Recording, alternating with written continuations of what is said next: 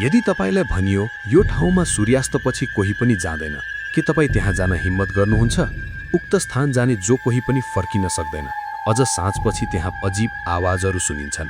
यो केवल किल्ला होइन, यो एउटा कथा हो, श्राप, प्रेम र मृत्युको कथा हो।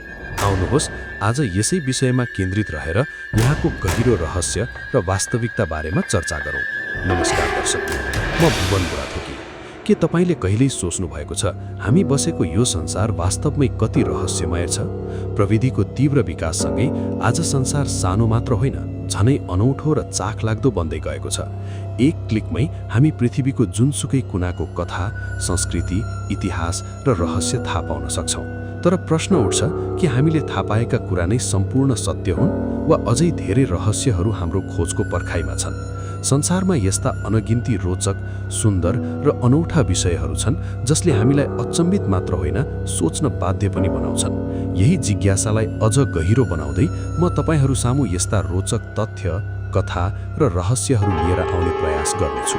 यदि तपाईलाई पनि नयाँ कुरा जान्न मनपर्छ भने हेर्नुहोस्, साथ दिनुहोस् र आफ्ना विचारहरू कमेन्टमा अवश्य राख्नुहोस्। भारतको राजस्थान राज्यमा रहेको भानगढ फोर्टलाई एसियाकै सबैभन्दा डरलाग्दो र रहस्यमय स्थानमध्ये एक मानिन्छ।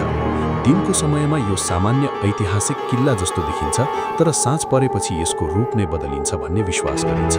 स्थानीय कथा अनुसार धेरै वर्ष अघि यहाँ एक शक्तिशाली तान्त्रिक बस्थ्यो जसको नाम थियो सिंहिया। भनिन्छ उसले भानगढकी सुन्दरी राजकुमारी रत्नावतीप्रति गहिरो मोह राख्थ्यो, तर राजकुमारीले उसको प्रेम अस्वीकार गरिन्।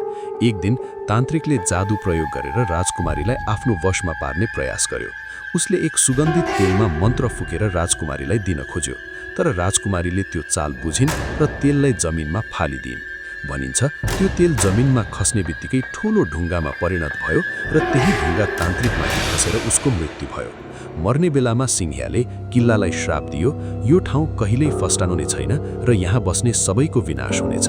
त्यसपछि केही समयमै भानगढ उजाड भयो भन्ने कथन छ। यही श्रापका कारण आज पनि भानगढ फोर्टलाई भुताहा किल्ला भनिन्छ। भारतको आर्कियोलोजिकल सर्वे अफ इन्डियाले समेत साँझपछि त्यहाँ प्रवेश गर्न निषेध गरेको छ, जुन कुरा अझै रहस्यलाई गहिरो बनाउँछ। स्थानीय मानिसहरू भन्छन् साँझपछि त्यहाँ अजीब आवाजहरू सुनिन्छन्, कोही हिँडिरहेको जस्तो अनुभूति हुन्छ र कहिलेकाहीँ महिलाको रोएको आवाज पनि सुनिन्छ। केही साहसी मानिसहरूले राति त्यहाँ बस्ने प्रयास गरेका छन्, तर धेरैजसोले डरलाग्दो अनुभव सुनाएका छन्। कसैले छाया देखेको, कसैले अज्ञात शक्तिले पछ्याएको जस्तो महसुस गरेको। तर वैज्ञानिक दृष्टिले हेर्दा यी सबै घटनाहरूको स्पष्ट प्रमाण भेटिएको छैन। केहीले यसलाई केवल मनोवैज्ञानिक डर र अन्धविश्वास मान्छन्, तर प्रश्न अझै उस्तै छ, यदि यो केवल कथा हो भने किन आजसम्म पनि मानिसहरू त्यहाँ राति जान डराउँछन्? भानगढ फोर्ट केवल एउटा पुरानो किल्ला मात्र होइन, यो रहस्य, डर र इतिहासको एउटा सङ्गम हो जसले यसलाई संसारभरका अनुसन्धानकर्ता र पर्यटकहरूका लागि सधैँ एक आकर्षक र रहस्यमय गन्तव्य बनाइराखेको छ। शायद भानगढको रहस्य केवल भूत-प्रेतको कथा मात्र होइन, यो मानव कल्पना, डर र विश्वासको शक्ति पनि हो। बालनाथ साधुको श्राप। भानगढको विनाशको कारण मानिने अर्को कथा बालुनाथ नामक साधुको हो।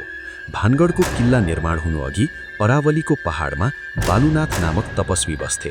राजाले किल्ला बनाउनु अघि साधुसँग अनुमति लिएका थिए। साधुले एक कडा शर्त राखेका थिए कि किल्लाको छाया उनको कुटीसम्म पर्नु हुँदैन। यदि छाया पर्यो भने सम्पूर्ण नगर नष्ट हुनेछ।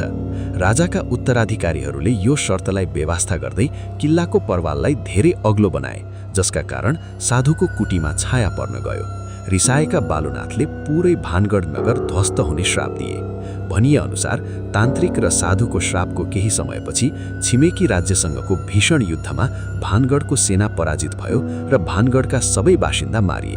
राजकुमारी रत्नावतीको पनि सोही युद्धमा वा रहस्यमय परिस्थितिमा मृत्यु भयो। त्यसबेलादेखि भानगढका बासिन्दाहरूको आत्मा त्यही ठाउँमा बास गरिरहेको जनविश्वास छ। आज पनि स्थानीय मानिसहरू र वरपरका मानिसहरू विश्वास गर्छन् कि रातिको समयमा भानगढको किल्लाभित्र अनौठो आवाजहरू आउँछन्। कसैले त्यहाँ महिलाको रोएको आवाज, कसैले चुराको खनखन र कसैले सङ्गीतको धुन सुनेको दाबी गर्छन्। यिनै रहस्यमय घटनाहरूका कारण भारतीय पुरातत्व सर्वेक्षणले साँझ 6 बजेदेखि बिहान 6 बजेसम्म भानगढ फोर्टको परिसरमा प्रवेश गर्नमा पूर्ण प्रतिबन्ध लगाएको छ। यहाँको प्रवेशद्वारमा स्पष्ट लेखिएको छ कि सूर्यास्तपछि यहाँ बस्नु वा प्रवेश गर्न गैर-कानुनी र खतरनाक छ। भानगढ फोर्ट केवल एउटा ऐतिहासिक संरचना मात्र नभई रहस्य, प्रेम र बदलाको एउटा अनौठो सङ्गम हो, जसले यसलाई संसारभरका अनुसन्धानकर्ता र पर्यटकहरूका लागि सधैँ एक आकर्षक र रहस्यमय गन्तव्य बनाइराखेको छ। शायद भानगढको रहस्य केवल भूतप्रेतको कथा मात्र होइन, यो मानव कल्पना, डर र विश्वासको शक्ति पनि हो।